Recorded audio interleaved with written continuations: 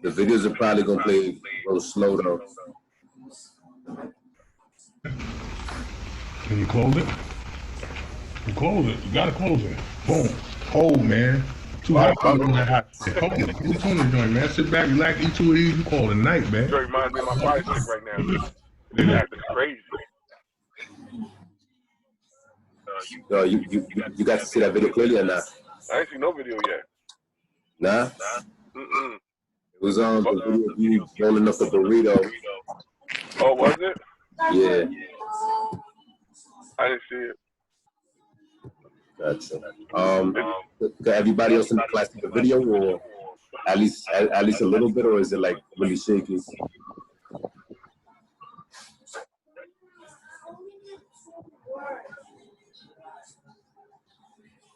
Everybody else was able to see the video?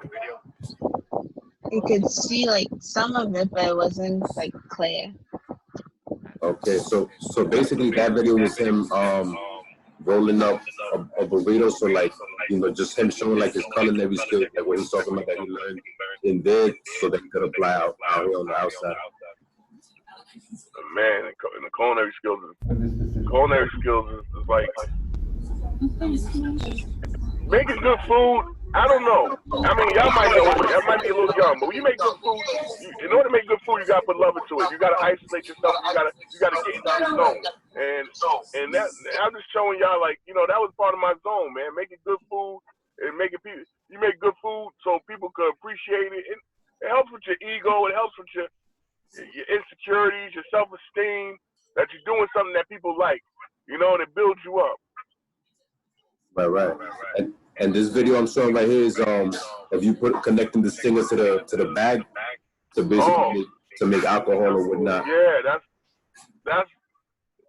a distillery. That's what you call a prison house distillery. That's how they sitting there, and you know, you want to know how they party on their birthdays and on the holidays, on the days they want to be home. It's called White Lightning. What they do is they make the hooch. It's called hooch, but what they do is they take fruit, water, sugar, yeast. If they don't have yeast, they'll use rice. They'll use all this stuff and then ferment and make it ferment at a fast speed. And after it's fermented, now you burn all the excess stuff off to get what you call the pure white. And that right there is what you call a prison house distillery, where they're burning off all the excess stuff to create the pure white. So it's like a real strong Bacardi, or they call it White Lightning, but it's a real strong white liquor. All right. So I'm gonna let the rest of the video rock out. It's like another 5 seconds. So you can just pick one and kind of break it down a little bit. It don't gotta be like 5 minutes.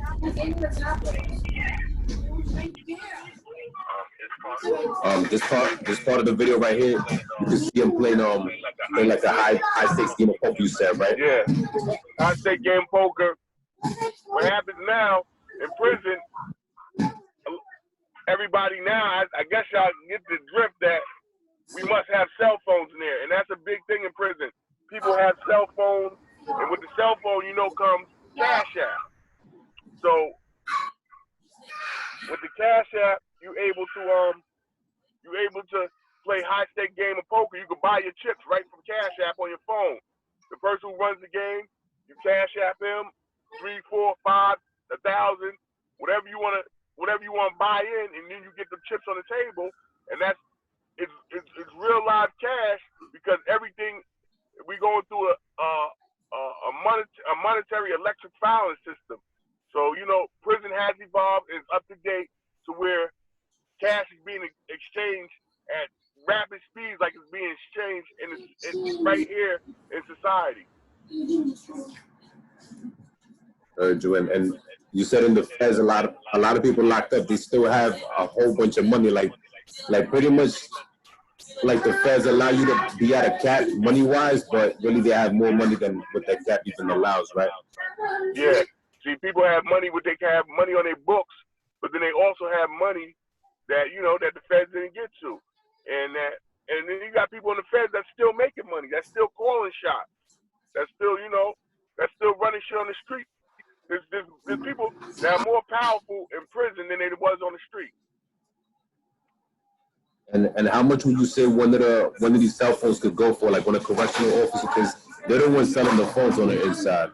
So like when they sell a phone, like how much would you say that a phone could go for? Because obviously, an officer's Cheapest you gonna go sell get a it. cell phone for is probably $1,000, and that's because you was cool. But the highest you get cell phone, I see some spots with cell phones run for about $5,000. A little cheap cell phone from Walmart. You're not getting no iPhone or no. You're not getting no expensive phone. You're getting a cheap prepaid phone from Walmart that's about $40, $49, $52, and that'll go for up to $5,000 easy. The cheapest of normal price is about $2,500, anywhere between $1,500 and $2,500. But depending on the spot and the accessibility of the phones, you get some spots where the phones run up to $5,000. Right. So I'm gonna play the rest of this video right here.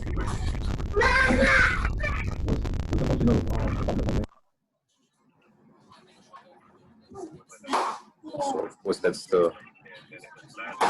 That video right there, and then this last one.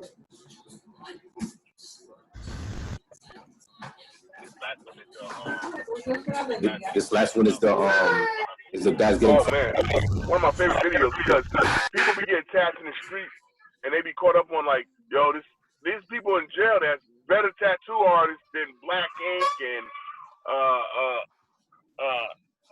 Chicago, the Chicago Ink Show, or you know, Tattoos R Us. There's some good tattoo artists right there in prison. Good at everything. Good basketball players. They're some of the most brightest people that's no longer in our society that's in prison.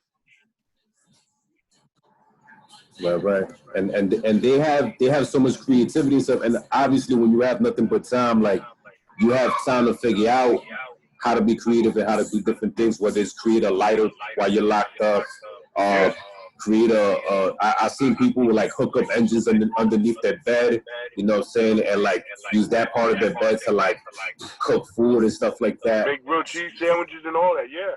Exactly, you know what I'm saying? So it's like, yo, people are mad innovative, and you know, we saw the video of creating the alcohol and you know what I'm saying, hooking up the wires from the lighting and stuff like that. And obviously this right here is done with a pen. You know what I'm saying? Like, this is just a regular ink pen. You know what I'm saying? Like y'all burn down the ink from like inanimate objects, like whether it's like plastic or you know what I'm saying, chess pieces, stuff like that. Chess pieces, whatever we can find that we can melt down and they make it into ink. It's like, and then they mix it, they find something to mix it with it, so when it becomes permanent ink. And I mean, they use the motor from the clippers. They take apart their clippers, they use that motor, and then that motor is what runs the gun for the tattoo gun. I mean, the way people do stuff, the same things y'all can have in society, they'll have in prison, but they'll be all invented in prison with like a prison patent system. Like people invented this, and now it spreads to the prison. Now everybody else knows how to invent it. Right. So I'm gonna let the rest of the video play, and then I'm gonna unshare the screen.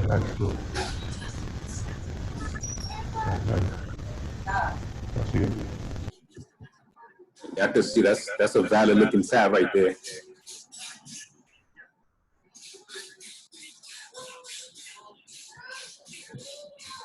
So I'm gonna open it up for any one last round of questions. We finish at 10:40, but you know, we could you know, take at least like 1 or 2 more questions and then end it right there. So let's open it up once more for like for questions regarding the videos or anything like that.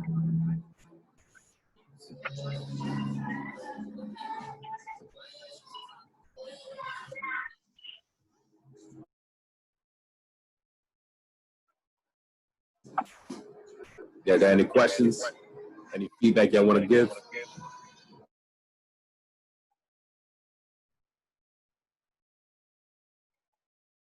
No.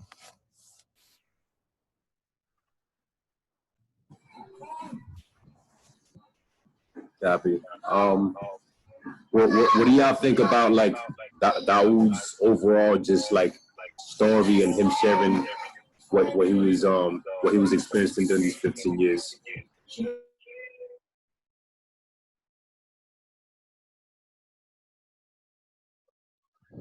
I think it's like his story is inspiring because he went from being a inmate in a federal prison to owning his own business and being successful and things like that.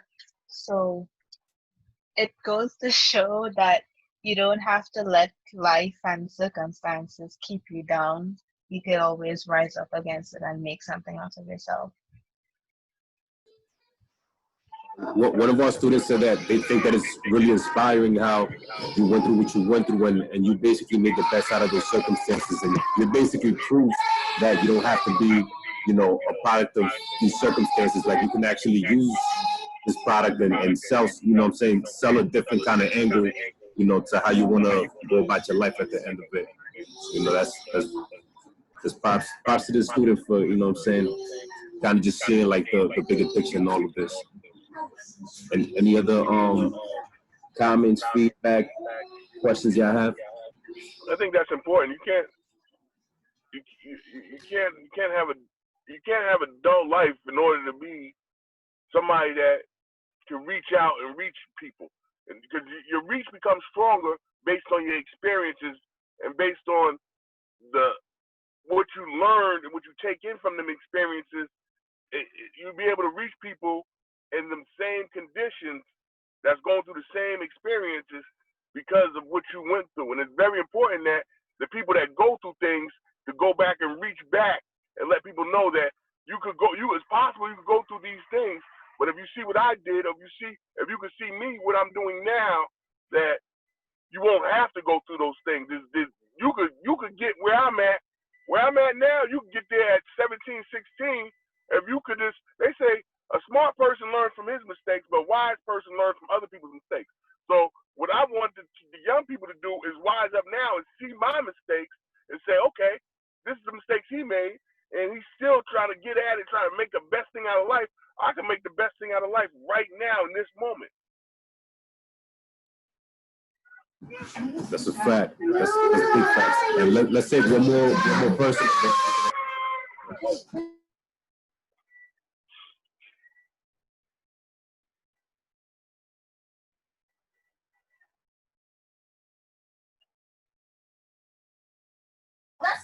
Anyone else? Any feedback? Any comments?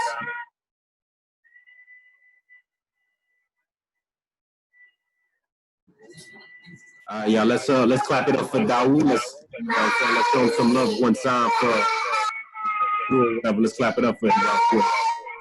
Yeah, I appreciate y'all, man. Like I said, man, protect your peace. Keep research. Keep research at the forefront of your journey. And you know, like my thing is, everybody versus injustice. If you're not fighting injustice, you are the injustice. Don't let an injustice happen and you say, oh, that's not relevant enough, that's not big enough, because Dr. King said an injustice anywhere is an injustice everywhere. So we just gotta be strong. We know we're in a time with a different temperature, but that temperature calls for the youth. Because every time something bad happens in society, whether at the beginning of the time or the time right now, it's the youth who redirected things and made things better. It's our power as people that's being unjustly treated is in our youth. So the youth have to be geared in. They have to be understanding that y'all are the ones that's going to create and allow change to be a whole nother way for us to live and be in a peaceful state, because it's y'all, and I need y'all to protect your peace and stay focused, and everything's gonna come right.